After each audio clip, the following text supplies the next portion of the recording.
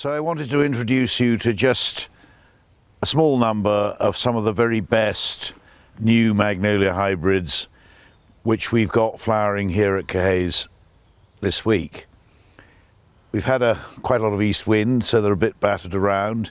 I don't want to bore you with lots of plants, but I just wanted to show you a few of the very, very best that are beginning to shape up.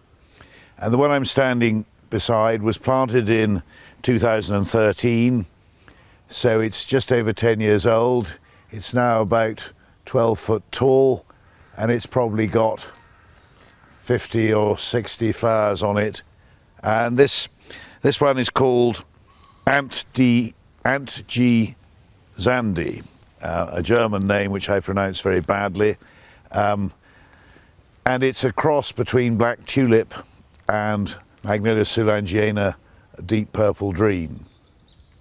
It has a fairly compact flower which doesn't open out enormously any more than black tulip, one of its parents, does either.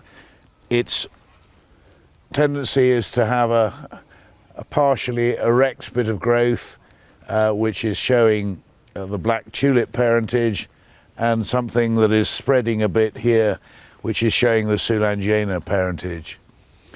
But really what is most impressive about this young magnolia is its colour, and we all know how difficult it is to find words to describe a colour, but that's a very exceptional and rather different colour and shape to a flower in a magnolia.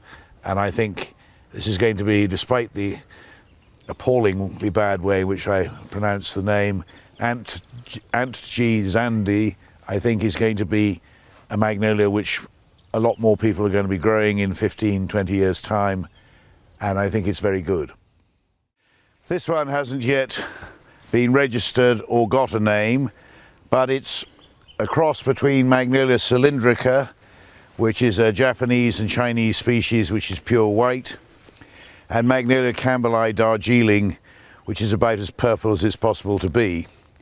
And Darjeeling has this contrast between the outer tepals being one colour and the inner tepals being white, and that is a feature of Darjeeling. So here we've got a quite an unusually shaped flower again, but with the wonderful veining when you look very closely at the outside of the petals. Very intricate, very detailed, quite irregular, the veining, and almost spotting between pink and white. And you don't see that on many other magnolia flowers, and I think this is going to be commercially quite a winner as the years go by and people come to see this looking good. This was planted much more recently, only in about 2017, and we've got, it's easily 10 foot now, and we've got maybe 25, 30 flowers, so very floriferous at a young age. And this one has popped out open just overnight. This is Burgundy Star, New Zealand bred variety, which is quite black in bud and is opening to the very deepest dark red. The petals or the tepals are very pointed upwards, and what a spectacular and extraordinary colour this magnolia is. It's very upright in habit and it's quite slow growing, so more suitable for a smaller garden. We already know from Burgundy's sales that Burgundy Star is a good seller, and people like it, and it's sufficiently different in colour and in appearance to be something really new and exciting in the world of magnolia breeding. Again, we've got a new magnolia with some unusual characteristics, and this is Olav Kallenberg, again quite a mouthful of a name, and it's a cross between Magnolia black tulip and Magnolia liliflora Holland red. Liliflora is a shrubby thing with a tiny, very dark red flower, and black tulip is obviously, as its name implies, a very dark coloured magnolia. Now the interesting thing we've got here is that the inside of the tepals is almost pure white, and the outside is this sort of gorgeous wine, burgundy wine, purple red colour, and the contrast is really quite impressive.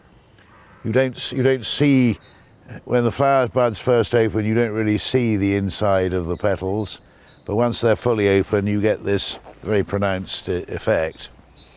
And again, you see in the growth habit of this plant that part of it wants to be a large upright tree, and part of it, the Liliflora nigra, part of it wants to be a low spreading shrub. But the flowers are exactly the same on both bits of it.